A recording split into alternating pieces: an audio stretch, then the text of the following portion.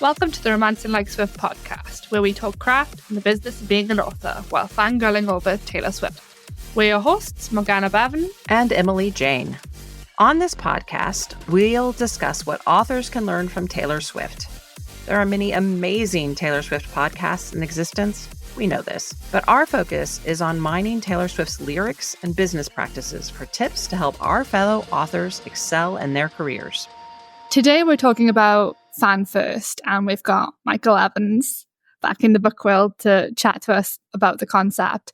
I finally, you'll be happy to know, have read the Savannah Bananas book. Yay. Yeah. Good. Did you like it? Yeah, I listened to the audiobook too, so I had him narrating, which was an extra level. It was such a good book. Yeah, he's fantastic. I'm a big fan of Jesse. Michael is no stranger to most listeners, but why don't you go and introduce yourself? Sure. Funny because my introduction, you kind of get into the groove of like when you're switching genres. I kind of have switched genres now. So I have to have a new introduction. So I'm Michael. Actually, probably none of you know me from my science fiction books. I hope you don't know me from that. I hope you haven't read them.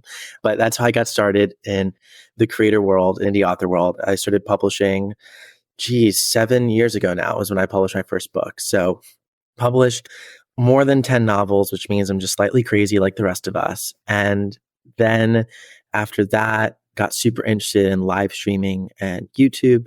That was a lot of fun. Probably should write a book about that one day because there's some wild stories. And then after that, got very, very interested in specifically software startups for creators and authors, and was working on publishing startup for the last 2 years, which a lot of you might know about, but we're on to new adventures now. I'm working with one of the largest YouTube creators in the world. I'll just play a game and let you guess who it is, but they have more subscribers than people who live in America on YouTube. That's the scale of it. It's pretty crazy. So I'm doing strategy there now, which is mostly focused on data and analytics, which if any of you know me, I love data and analytics, but I also love talking all about bringing communities together and what Fans First is all about, which is really not data and numbers, none of that scary stuff, but people and how we can actually connect with people and bring them closer to our work and our world. So yeah, I mean, I guess it's a little bit about me and I'm super excited to be here. Yeah, I'm excited to have you back because the last time we talked was great. It was a lot of fun. Yeah. But yeah, I think the Fan First concept, I can pretty much credit you with setting me onto. I don't know when it happened, but the whole concept of it starting to think in terms of Fan First definitely came from you and the conversations we've had and the conversations within the subscription groups. When we look at Taylor, what do you think Taylor does well for her fandom that we could treat as a Fan First concept? But also, I guess, why don't you explain to our listeners what Fan First is to you? Yeah, okay, great. I'll start there and then I'll shift to what Taylor does because she's so many things, one of the masters at it. But with Fans First, it's really just a shift in mindset. I think oftentimes when we think about writing and we think about creating our stories, we might be thinking about the worlds, the characters, all that's super important. But what Fans First does is it shifts everything, even your own mindset around. Sometimes you might be launching something or you might be sending out an email with the idea that, oh, I might get some book sales, right? So you're thinking, okay, I'm going to send out this email and maybe I'll get 5 or 10 book sales. Maybe I'll get 1, whatever that number is for you. And you start to think about the sales. You might think about the ranking. You might think about all these other metrics that we use to quote unquote judge our success as creative people. But what Fans First says is all of that matters. We're not going to ignore that. If we start with just thinking about our fans, and when we send out an email, when we write a chapter, when we make a cover, when we put a post to social media, when we even just plan out what we're going to do in a day, we think, what will our fans want us to do? What's going to benefit our fans? What's going to light them up? What's going to connect with them? And just to focus and center our world and our activities around them. And then the kind of promise, the sort of idea is that by focusing on your fans, then everything else you want will come. And I really believe this to be true now more than ever, because a lot of times we would say, and we, meaning all the folks in the community that I'm friends with, we would say readers first to kind of adapt the Fans First concept to something that just feels a little bit more native to authors. But as I've gotten into the YouTube world and working with some like very, very big YouTubers, a lot of what they say is viewers first always. And one of the things that was like most powerful was if you just make the viewers happy, if you just make the readers happy, everything else you want in life will come, which I mean is quite a powerful statement. And I don't want to make it sound like just putting your fans first is all you need to live a happy life. Self-care, there's more to it than that, but that's how powerful it is.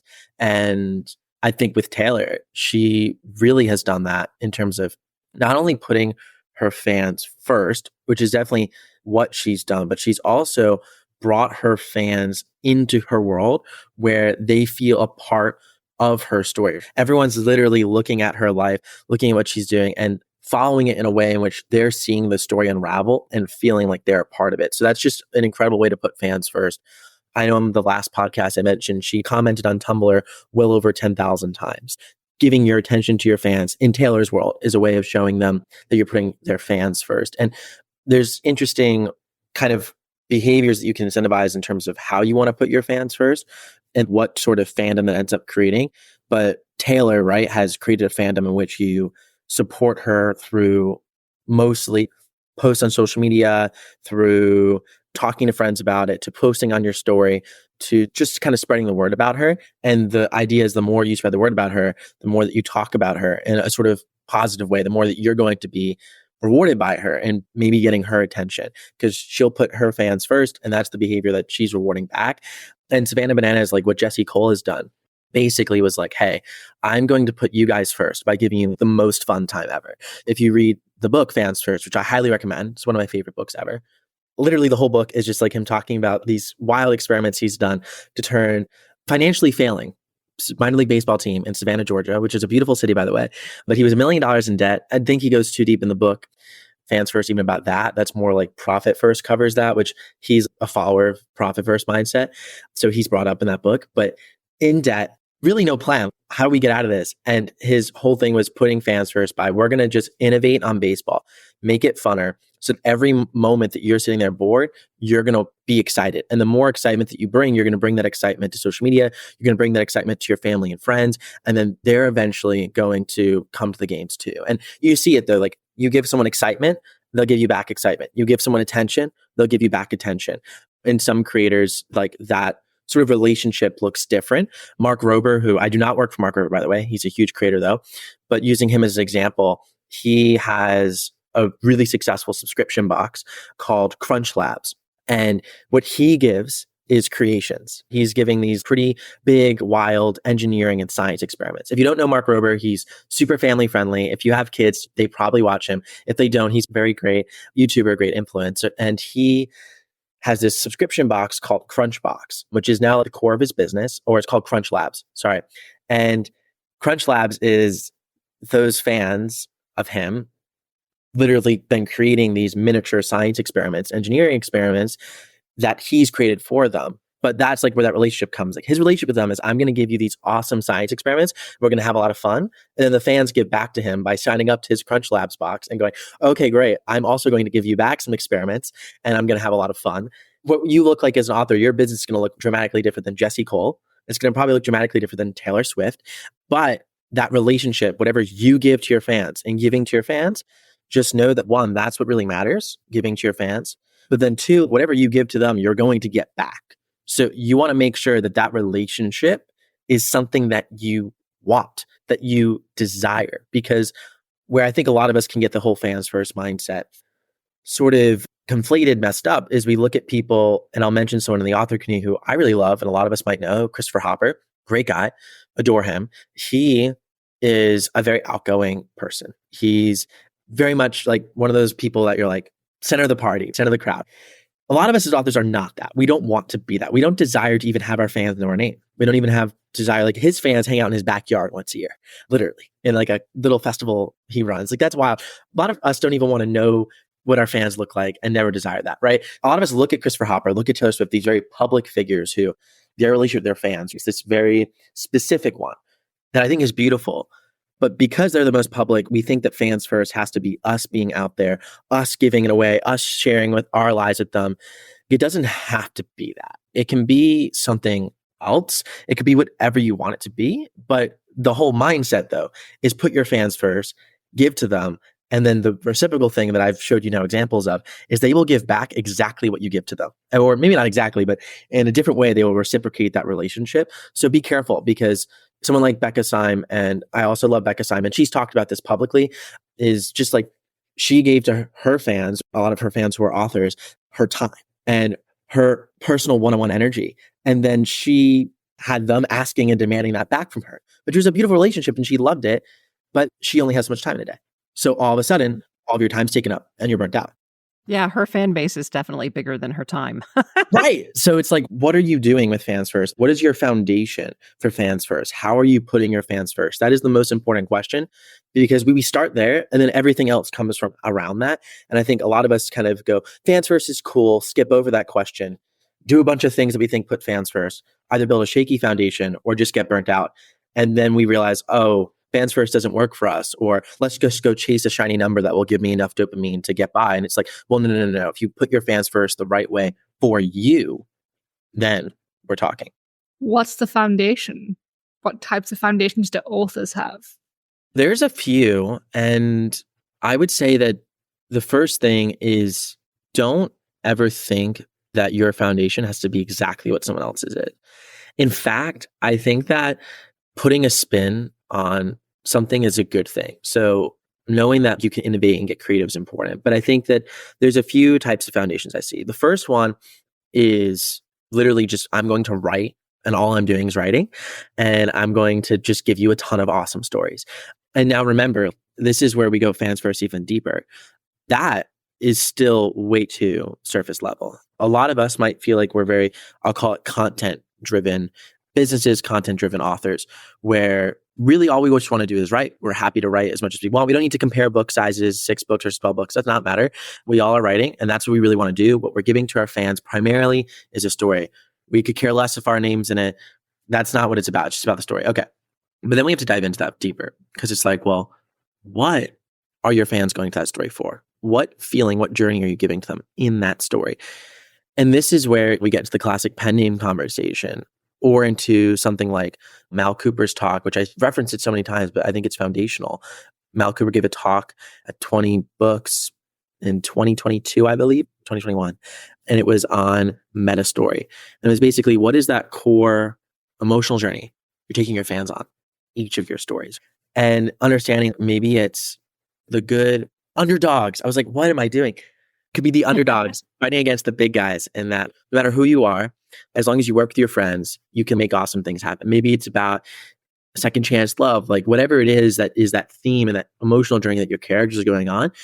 What Mal argues, and what I would argue too, is if you're giving your fans kind of concurrent journey throughout stories, that's what they're going to come back for. They're going to also give that to you in the sense of, if you're giving your time in creating this story and sharing them that journey with you, they're going to share that part of their life. They're going to connect so deeply that in their minds and hearts, when they're getting into a tough time with maybe in their life, if it's a sort of book where you're going against the man and trying to take down the institutions, which is a lot of the more dystopian type books that I would write, when they're in a tough time in their life where they feel like they have some overarching institution against them, they're going to literally think about your stories.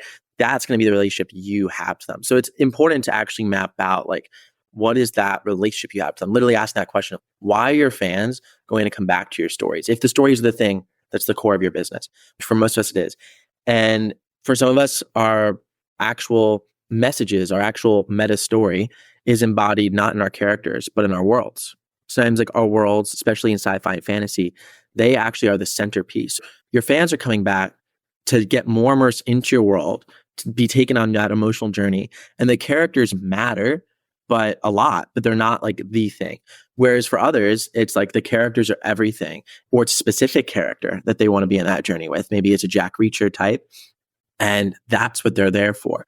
But I think it's really important to just have an awareness of that, and then understand that if that changes, if your promise to your fans changes, that's okay. But if it's drastic, you might want to be prepared to start a new pen name or to lose some fans. And if it's not super drastic, then I actually think you don't need to communicate it. Before, my books were about this and this meta story, and now they're about this. You don't need to do that, but you just need to think from the fans' lens. switching genres, switching up meta stories is a big deal. And if you're able to tie something into that as you switch genres that carries across your core theme, like Taylor Swift has always been about, in my view, her coming of age story, and she's still kind of coming of age, her being the big sister to her fans, or maybe second mother, however you want to frame it, being that sort of figure that like you look up to, but also kind of shares her secrets, also is kind of guiding you through life. That's been her throughout all the different genres that she's experimented with. I mean, she's now mostly in the world of pop, but she was in country, but that was the core feeling. So don't think that you're trapped by thinking this way and by putting your fans first. It's actually pretty freeing, but you kind of do want to understand what that is. Taylor being the big sister to her fans is a really important construct. Not what are you to your fans, because a lot of us, it's not us, but what are your stories? What are your characters? What is that to your fans? Because what's funny about storytelling is, I know I've said story tells with the world a lot, and that is very true. But what's funny is the mind of your readers. The storyteller doesn't actually have to be you. The storyteller could be the narrator, the character being the narrator. So that's really, really important to remember. Who is the storyteller? And again, Taylor's mind and world, it's so obviously her. She's the storyteller. She's the one on stage. And that's why for musicians, that relationship's always with the storyteller in the musician, because they make their money in concerts. People don't go watch holographs or at concerts for the most part. They want to go on stage and watch bands and people perform. You have to think about the industry that we're in. And it's like, oh, okay, we don't have to emulate Taylor at all because we're not getting up on stage, but we do have to emulate her to the extent that she has a very consistent relationship with her fans. And she knows what that relationship is, and she's putting that first always. So what are you putting first always? What is that relationship? And it's not an easy question to answer, but it's also one that if you do answer it for yourself and just get honest, I think is a good North Star for you to return back to, because so many of the things we try are just little fads, or let me go viral on this platform or do this. Taylor doesn't create TikToks. She's not trying to go viral on social media. She isn't. I don't see her do that. I could be wrong, but I do not see her do that. She goes viral on social media, but I don't see her doing it. So it's like, you don't need to do any of the BS people tell you to do if you put your fans first. It's taken her 2 decades to get to where she's at. I'm not going to say it's going to happen overnight, but these things do build over time. Brandon Sanderson's an example of an author who's clearly put his fans first and has done so in particular ways for a very long time. I don't think he's ever had a viral moment outside of his Kickstarter, which has been more viral amongst us in the author community because we were like, wow, someone made that much money. So you just have to think about what you're chasing. Are you chasing numbers, chasing what someone's telling you to do, chasing the next cool thing to get that next ranking, or are you chasing the next great journey for your fans? I firmly believe that that latter is more important. And in anything I've done, I've always stuck to that. And it seems to get people a lot further than the former. That's like the big insight. Once you have that North Star, you can change what you do, which is where power comes, is actually changing what you do. Even like Jesse Cole and the Savannah Bananas, he has gone viral on TikTok. Let's be very clear. He has gone viral on TikTok. And there was a smart social media strategy behind it. But he was big before then. He just got bigger from it. And he was just capturing all the things that he was already doing to put his fans first, meaning he was smart about his marketing. I'm not saying don't share what you're doing with the world, just like Taylor's very smart about her marketing. But it wasn't, I'm just going to chase views for views' sakes. I'm going to stay true to what I do for my fans, capture it in a way that then could reach more people. And that seems overly simplistic, but it kind of is. Brandon Sanderson isn't waking up every day, and I promise you Taylor Swift isn't either, thinking about the next genius strategy constantly to be like, how do we trick over the masses and get the #1 Billboard song and trend jack this? It's a lot more authentic than that. And it's also a lot more simple than that. It's just, here are our fans. How do we serve them? And like the biggest and best creators in the world, this is what they wake up every day thinking. So you just need to know who your fans are and wake up serving them. And that sounds super simple, but I think the best things are simple. I think that's the problem. It sounds too simple. So then we try to overcomplicate it and trying to figure out what it means, what actions you take to fulfill that. For me, so I've just instigated a thing with my newsletter where I think I'll do every month. I'm not sure. I've created this tabloid reporter who writes articles on the bands and the actors to tie my world together. So I literally just sent my newsletter a new Hollywood report, and it literally was articles from my last book that I wrote And it's like side characters I'm not even writing yet. But that to me is like, that's a piece of content, that's a bonus thing that only they have. That is serving fans. But it feels too simple. I would love to see how it works. I think that's exactly the type of thing that you should be doing. And that does work. The more complicated we make things, the easier it is for two things to happen. And both of these things aren't good. Either it doesn't go how we want and we don't know why because there's too much going on. Or it does go the way we want, but it's not sustainable for us because it's too complicated. That is the simple thing. I think a lot of us can get into planning. Some of us don't plan. And I used to write these 10,000 word outlines for my books. They were insane. And some of us might write longer outlines. We're not trying to flex here. I'm actually trying to really rag on myself, which is that I honestly, when I really come down to it, and I was an outliner, and this is just my writing. I would do this for other areas of my life too. I would outline what was going to happen. What was the plan? This is what we're doing. And I get super, super detailed. And I would kind of like to think that I'm being strategic. This is my strategy coming out.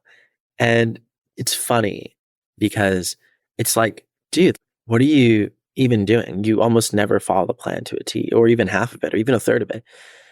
And then what you really realize is that almost all of the plan comes down to these really simple core fundamentals that could have fit on a half-page paper. Half-page paper could have described everything. Now, I'm not saying don't plot. I'm not saying don't plan. But we can really trick ourselves into thinking that any sort of plan is worthwhile. I think planning's fun for the exercise of it. Why I plan now, and I plan many areas in my life, is just to, in a very sort of mindset, visionary type way, just like envision the future. Because I believe if you don't envision something, it's hard for anything of that scale or scope to become true. So like envision that book being the bestseller. Envision how you're going to sell your 1,000 copies.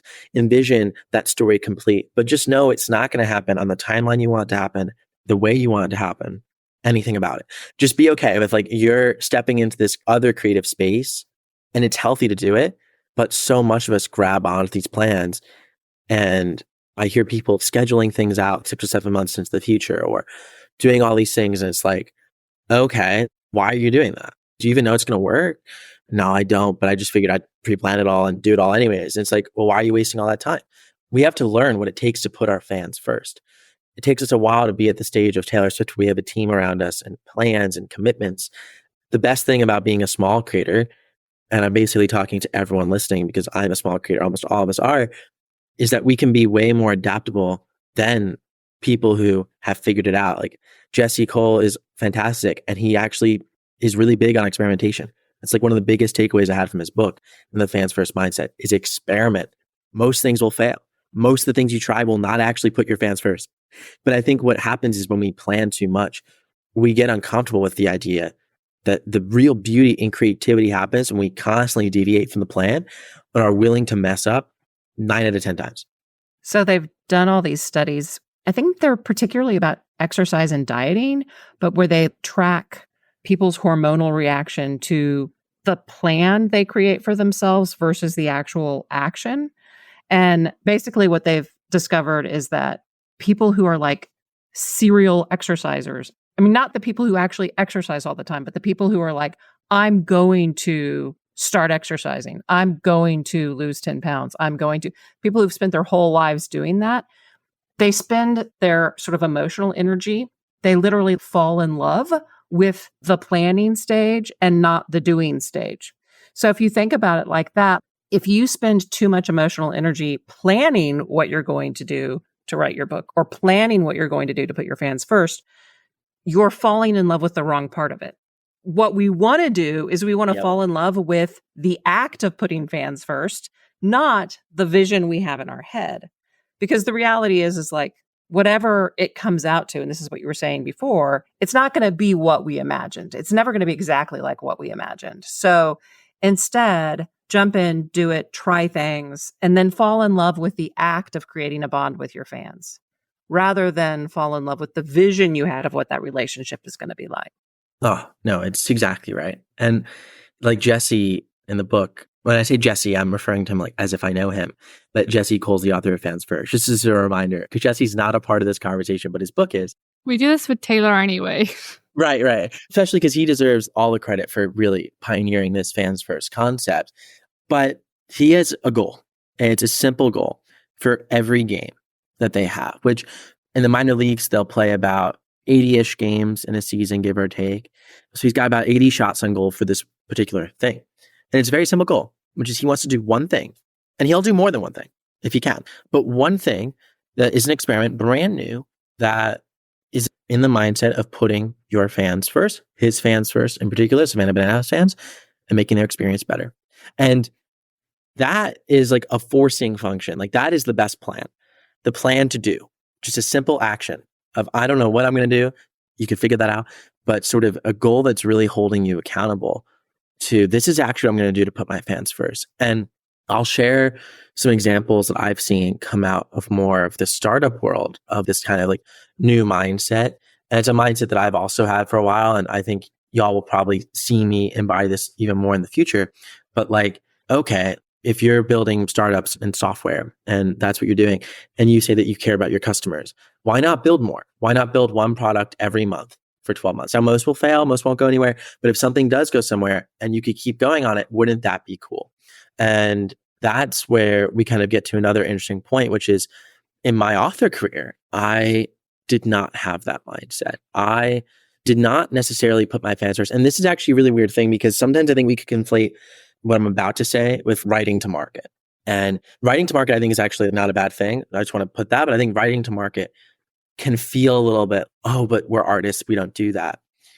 But isn't art all about connecting with other people? And if you can't connect with other people through your art, then isn't that maybe not the most ideal scenario? So for me, I kind of thought, I was naive and I was 17, thought I kind of knew the market. And I wrote a 6-book series to rapid release it. It didn't really validate that 6-book series was worth writing the time for. What do I mean by that is I didn't test the first book. I didn't publish it and see if people wanted to read it. I literally just wrote all 6 books and did the covers, paid for editing. It was a $6,000 investment in doing that, which was, for me, I think for anyone's a decent chunk of money. For me, it was all the money I was saving up for my job. I put all into this. And my first series, I was a little naive about, had done okay, not great, but okay, because it had hit the dystopian market. And this one was just a similar-ish idea, but it wasn't that similar. And it was me getting a little bit off on the kind of, oh, well, this is the story that I want to write. So I wrote all 6 books. Nothing was more painful. I swear, nothing was more painful than beginning to finally advertise that first book and realizing that no one was buying it, no one was reading it. There was nothing I could do because it wasn't connecting with any group of people who we could consider a coherent group of fans. Because one thing that people say a lot, and this is harsh, what I'm about to say in response, but a lot of people say like, oh, well, you'll find your fans out there. I firmly believe you have 1,000 fans to your book. The data does not support that being a true statement. The data supports, this is where the data comes in. The data supports that being a completely false statement. The data supports there being actually a very small number of stories that many people read. And that there are a longer tail of stories that a decent number of people read. Then the vast majority of stories don't have really next to no one reading it. And that isn't a slight on your writing. It isn't a slight on anything. I honestly think it's just about experimentation. And I had my 3rd shot on goal of actually creating a product for readers, my 3rd series. After doing it for 3 years of publishing, about 4 or 5 years of writing, and I had spent at that point almost $15,000 out of pocket in my business. And I did not make anywhere near that amount back, maybe made $3,000 back. So it was in a huge hole, and finally had my 3rd shot on goal, which, if you think about it, in what world do you only do something 3 times and get good at it? That's insane to even think that that's possible. So for this time, I was mentally scarred and was like, I am going to create the cover for this, working with my cover designer, write the description, put up a book for pre-order, and run some Facebook ads to it before it's released to see if it sells. So I did that. And it was starting to sell. And I was like, okay, turn off these ads. This is enough for me to now go out and create the product. But I made another mistake there because I didn't take the mindset far enough. And you're going to be like, that already sounds crazy. But I didn't take it far enough because I then was like, we good, fam. I'm just going to go and like write the rest of the books in the series. So I commissioned 5 covers. I planned out the whole series. And then I said, let's go do it. Let's double down. Let's go write all these books. I finally got something selling with Facebook ads. I know how to do that. So I then launched the first book and was spending maybe $30 to $40 a day. Sometimes I was able to spend as little as $25 to get it to $5,000 to $6,000 in the store, which I was pretty happy with. I thought it was very hard to know with KU where you're actually going to end up making money, but I thought that I was going to make money back. And I ended up barely breaking even once I got to book 3 in the series. And then people would say after book 4 and 5, like, you'll finally start to make money. And I'm like, yeah, but no. I just kind of had a light bulb go off where I was like, no, the best books don't have this. My book clearly is not good enough. And harsh to say, but it just wasn't. Well, why wasn't it? Oh, because my writing, I tested the cover and the description, and that was good enough. Because on my third try, which if you think about it, I'm not trying to even prop myself up because I think many authors have learned much faster than me.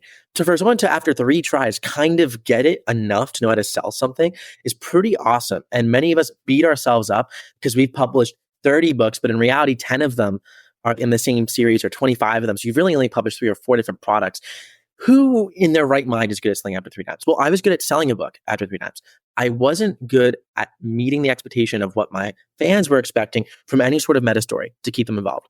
And the read-through was not high enough. It was probably half of what I needed it to be, which is enough to break even, but it's not enough to actually make money. And then when I was just thinking about how stressful this was and how it was like, oh my God, like a bad month of ads could put me in the red. This is not smart. And then I got to YouTube. What I liked about YouTube, and it's why a lot of people who are like really crushing it in social media, which were crushing it online in the creator game, come from these sorts of like different formats, is YouTube was a new try every single time, every single video, thumbnail, title, bang. And I was able to kind of get the YouTube game down much faster than the book game, partially because of the experience, partially because I had more shots on goal. And then that's just when I finally woke up and realized, what am I doing? You have to take more shots on goal. So if I was giving advice to my old self as an author, and to be frank, how I'm planning to approach things in the future, it's not confirmed, but I might be doing like a secret pen name, which I won't talk about because I'll probably post about it in the author groups under the secret pen name and you could figure out what it is. But just for fun, I want to try it. What would happen if you released 1 first in series each month for 12 straight months? Not the same series. And deliberately you don't allow yourself to do it. Because readers can fucking wait a year. Sorry for cursing. I don't care. Readers can wait a year. Calm down. Rapid release stuff is great if you know what you're doing. It's great to rapid release if you're going to make money off of it. Rapid releasing sucks if you're me and you have an act for losing money on businesses that you start, which is a whole other funny conversation because that's a deep one. But seriously though, you really shouldn't do that. And I finally started to get this with the last company I was doing, why a lot of you know me in the author community. If you saw what I was doing, it was like literally constant experimentation. A lot would fail, but a lot would work. And we were like really getting out there and doing well from that. But it was becoming a mad scientist for a while. And I think after 2 years, we'd finally figured out the messaging, the branding, and everything that was like starting to work. The roadmap we kind of nailed down. It was like, this is where we're going. And now we could actually write the series. We can kind of go to book 2, book 3, book 4, book 5. I'm back at square one now, and that's really fun. But it's like, treat your first book. We should write in series, but you don't have to do that. Write 12 books and see which one sells the best after a year. Imagine if you had 12 shots on goal in 1 year. And then my next step to that experiment is spending no money. $0 in publishing 12 books because no one's got the money to just spend $12,000 in an experiment. If you're spending $1,000 to publish a book, so spend no money and do it. That's how you put your fans first. Because if we're spending too much money, too much time, you can't put your fans first. You're never going to learn. So just go crazy. How do you learn? How do you learn? And I, again, now feel like I have more knowledge, but most importantly, I have a process that can help me learn. I can't tell you what's going to be the best book in your market. I can't tell you what to do. I have no idea. I barely know for myself. But what I do know is how you can learn. And if you learn faster and efficiently, you'll be able to put your fans first in a way that's much, much better. And that's kind of my long-winded way of saying, don't be afraid to experiment. The more I've experimented, the better my life has been. And the hardest thing about being an author is simply that we have a very traditionally long testing cycle of how we can actually understand what's working or not. So how can we use the tools and technology of today to dramatically 100x decrease that? Just like Jesse Cole, we can go out. He does it 80 times a year. He's innovating for his fans 80 times a year. He doesn't have to get things approved by the MLB commissioner. It's his team. It's your team, it's your books. There's no trad publisher coming in here being like, oh, and this is what we have to do, and this is, we got PR checked or whatever. No. You can release it. So how can we take the benefits of being indie? And then once you have a series or two selling, which I promise you, after 12 different books that are designed to be first in series, after 1 year, one of two things will happen. You either learn a lot, like a shit ton, or if you don't learn anything, then we have to have a conversation. Then I'll be like, let's look at the data, because finally we have data now. If you're still confused, then someone like me, and there's a lot of people like me who are like data strategy nerds, can get in there and be like, oh, okay, this is what you should know from this. This is where the author CUNY comes in place. But what you don't want to be is, and I was too insecure to be this, by the way. And I was here for a long time. So if you're here, like, I get you, but you don't want to be the author of the Facebook group asking the 5 same questions that everyone else does. No, I know, harsh, but we have to start somewhere.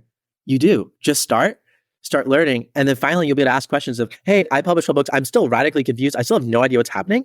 I've been trying this thing. I haven't made any money doing it, but I haven't spent any money either. And here we are. What do I do now? Now we can help you versus no one knows what to do when we're starting. We're all just figuring out. And without any sort of experimentation, we're just going to sit at you and be like, you're like a scientist. You have your area of science. I have my area of scientific research. I know nothing about yours. I can't help you with your papers. All I can just look at you and say is, go to these journals, press this button. This is where you get your funding. I'm using that sort of scientific analogy to then hammer in on what we're all doing. Being a romance author for Rockstar Romance versus science fiction thrillers like an A.G. Riddle is about as different as being a geoengineer or scientist for the Earth and being a biologist or whatever. I don't know too much about either of those fields. What can we share together? Because we all come in these groups together and it's like, oh, we all understand the scientific method. They have a scientific method they can look at, iterate on, and experiment quicker and learn. What is your method? The story method, whatever. I don't know. I'll come up with something. That's what you need. And that's what I wish I had, because, oh my God, I would have saved a lot of money, saved a lot of stress, and it would have been really nice. So I encourage all of you, like me, if you're entering 2025, whenever this comes out, I'm going to go on an experiment where each month I'm launching something new for a story. Go for it. If you fail, you fail. But if you succeed, there's a lot of upside in the learning alone. And very few of us think about it that way, but nothing has taught me more than just doing. And I think my issue has been, okay, where am I actually learning? About 5 to 10% of what I do. So 90% of what I do, I'm not really learning that much. So how can I cut out all of that and just learn and just do that? Because once you know the story, the fan base, the marketing, this isn't rocket science. I've talked to lots of best-selling authors. I love and respect them, but no one's a god here. Everyone's just humans. They're probably not that much smarter than you. They're great people, amazing people, but they're probably not that much smarter than you. They've just learned a little bit more about their science than you have. They've experimented a little bit more. Maybe they got lucky. First try, it went well. Beautiful on them. They figured it out. But if you're like me and your experiments consistently fail, and you're probably like me, then just do more of them. Just like Jesse Cole. Yeah, I think you've just nailed the Megan Quinn strategy for me. I've been saying it for the last few months. I want to release more of Megan Quinn. And to my eyes, going back the last 3 years, you look at it and you'd go, there isn't a plan. She doesn't connect things in series. You know they're series, but there is no plan. And she doesn't announce pre-orders until the month before release, which is a very KU-centric release strategy that does not work for wide, which is why I've held off on even doing it, because every time I release a book series without a pre-order for the next book, the series suffers. That is exactly what I want. I want to be able to just jump around all of these ideas I have, that if I commit to one, I feel like I'm committing to a series. And I'm currently sick to death of my long-running series, and I have 2.5 books left to write. And yeah, really, I should have divided. This is another thing of the whole advice is long series are the best. No. They might be great for read through. They're not great for your mental health, because I should have 3 series now. And I'm on book 7 with 2 novellas in that one Rockstar series, and it could have been 2 series. Well, there's also, and this is where I have a lot of pet peeves with Amazon, which a lot of you know that if you've heard me from the past, I have a lot of pet peeves with Amazon. And one of my pet peeves with them is how everything I'm saying here, the experimentation process, and even like you're saying long series aren't good for mental health. Well, actually, there's somewhat, when I say anecdotal evidence, it's deeper than that. But there's been, for many authors, a drop off in sales past book or 7 or 8, which is hypothesized to be a drop off in read through. Now, what's interesting is we don't actually know what's happening here. Are readers stopping midway through one of these books? Are they just finishing and not going through? We don't know because we don't actually see retention inside of our stories, which Amazon, if you're listening, I'm happy to talk to you about how you can like reinvent your analytics because it's absolutely horrible. But what I do know is that it's true on YouTube and that a lot of creators cycle through formats, constantly test new things that might work. And then when they see a format that's doing well, they will dive into it. They will create the series. But at some point, there's always a drop off. You could keep milking it and you could, but I can guarantee you this. Every TV show has a drop off after a season. There's never been a show that's endlessly popular forever. But if you as a creator want to be endlessly popular, you're going to have to reinvent the wheel and start back at the experimentation phase all over again. So it never stops. And just for these creators who understand more about what they're doing, for Megan Quinn really has a good idea of what her audience wants. Even she doesn't have a 100% hit rate. No. But she knows. So she knows, okay, I'm going to try these ideas. Okay, this one actually worked. I'm going to dive more into this one. These two didn't perform to my expectations, which for Megan Quinn, an underperforming novel in her context is probably radically different from yours, but this is the game that we're all playing. That's what you just have to think about. Yeah, there is a drop off for every series at some point where you're going to have to go back to the drawing board. You've never figured it out where you just go, great. I know how this works now. I can stop the experimentation. But the whole idea should be that whatever process you're doing, for the record, 12 books in 12 months might be too much for you. I would argue that it probably isn't. I actually think it's possible to do completely part-time. I'm going to try it. Maybe.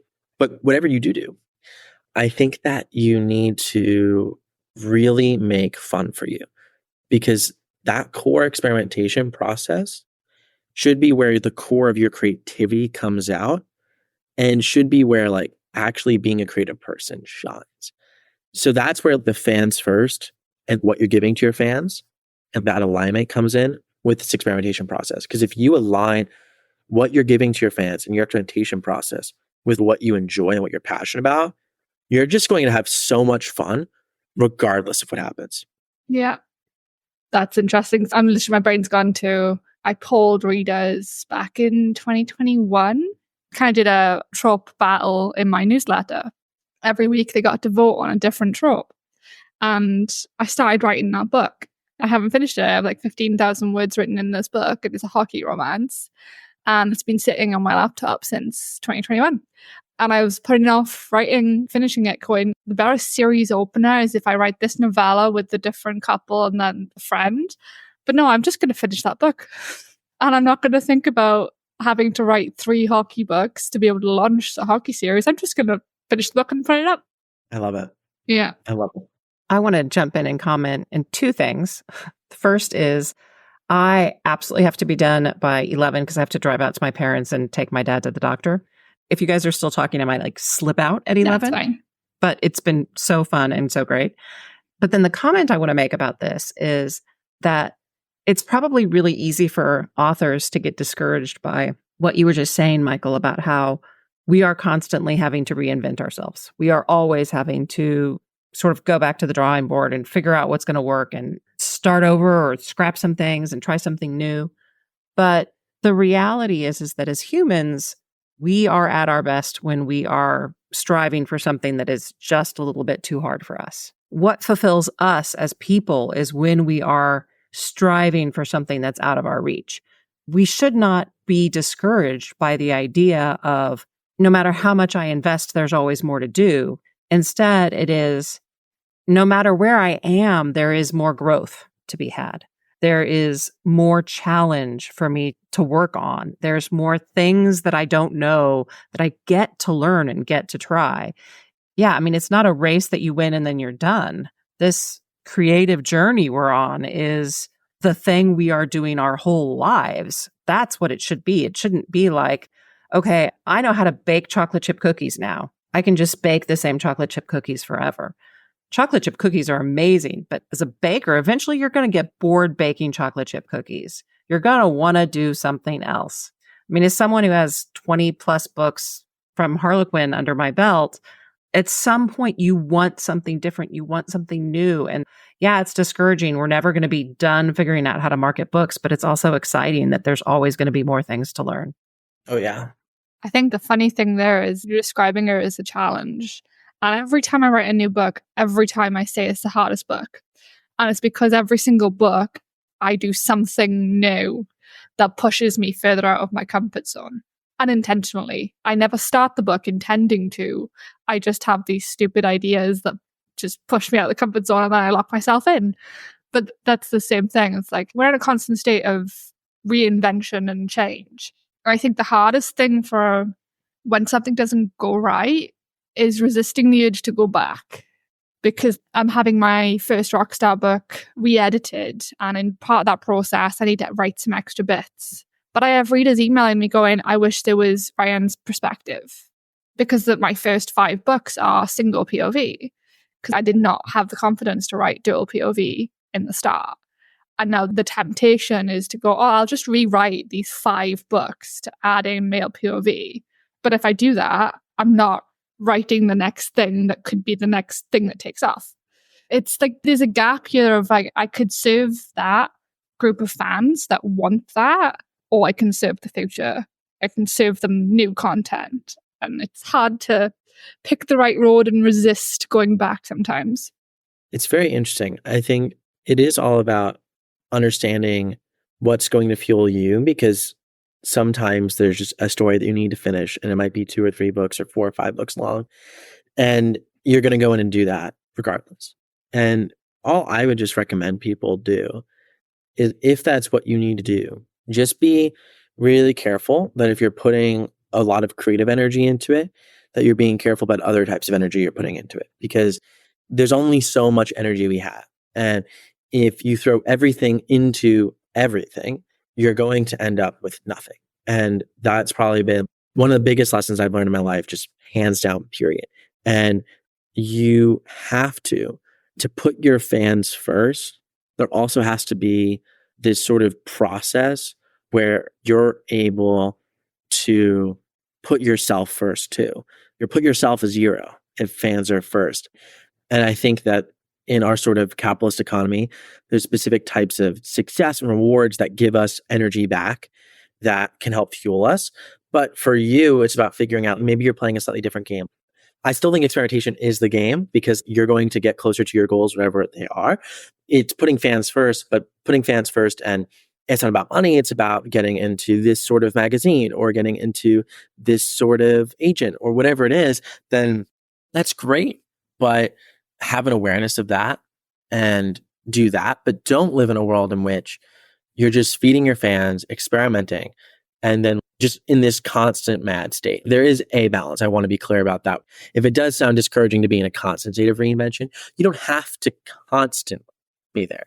I just think you're always going to return to that place and make that place as happy and sustainable as you can, because it's where the magic happens. Yeah. I think that's maybe a good place for us to end for this session.